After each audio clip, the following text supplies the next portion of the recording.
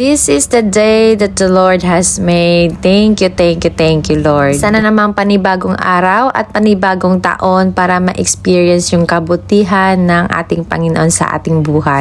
5:30 a.m. natutulog pa ako at para nananaginip ako mga loves na may nagigitara at may mga kumakanta. Naranahan ako ng aming pastor at ng pamilya ko. First time ko maharanahan at napakasarap sa feeling. Experience din ba yung maharanahan mga loves? Pagkatapos nilang kumanta, nagbigay lang sila ng prayer and messages. Pagkatapos nagpray na rin kami at nagmerienda. Salamat talaga sa effort nyo. Ramdam na ramdam ko talaga yung pagmamahal nyo sa akin. Nang makaalis na sila pastor, agad na akong nag-prepare ng lulutuin ko. Bumili lang pala ako ng 1 kilo ng macaroni at spaghetti. Kaya una ko nang sinalang itong macaroni pasta natin. Pinakuluan ko lang ito ng ilang minuto. Pagkatapos, dinrain ko na siya at hinayaan ko lang na mawala lahat ng tubig. Sunod ko naman ginawa, kinuha ko yung tubig or yung katas ng ating fruit cocktail. 3 maliliit na can ang inalagay ko dito sa ating macaroni salad. Paghaluin ko na lahat, naglagay lang ako dito ng 2 Nestle cream, 3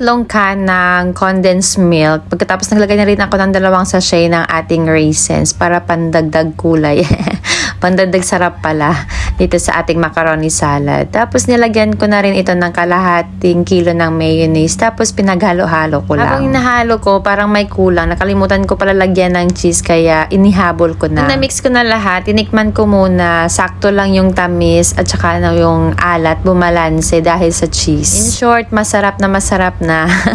Kaya dinalagay ko na dito sa may lalagayan. Kapag talaga may handaan, di talaga mawawala itong macaroni salad. Pero bihira lang kami gumawa nito mga loves kasi parati ko talagang ginagawa dito na dessert is yung buko pandan. So, nalagay ko na sa baonan, nilagay ko na dito sa freezer para palamigin muna. Masarap kasi kainin yung salad kapag malamig. Sunod ko namang inihanda itong ating spaghetti. Habang naghahalo ako kanina ng macaroni salad, isinalang ko na itong ating pasta macaroni. Sunod kong ginawa itong kanyang sauce. Nagisa lang ako ng bawang at saka sibuyas. Pagkatapos, nilagay ko na itong ating 3 can ng corned beef. Sunod ko na rin yung hotdog at maya-maya lang nilagay ko na rin itong ating sauce. Naglagay din pala ako dito ng 1 Nestle cream at 1 can ng condensed para mas creamy yung ating sauce. Tapos naglagay na rin ako ng 1 bote ng banana ketchup at hinalo-halo ko lang. Naglagay lang pala ako dito ng asin at saka paminta. Pagkatapos dinagdagan ko lang itong kalahati ng Edin cheese natin pampabalanse ng alat at saka tamis. Kalahating cheese lang pala nilagay ko kasi yung kalahati itatoppings ko mamaya. Natunan na yung cheese at tinikman ko okay na yung lasa. Nilagay ko na itong ating pasta. Hindi talaga mawawala sa birthday itong ating spaghetti. Pampahaba daw kasi ng buhay.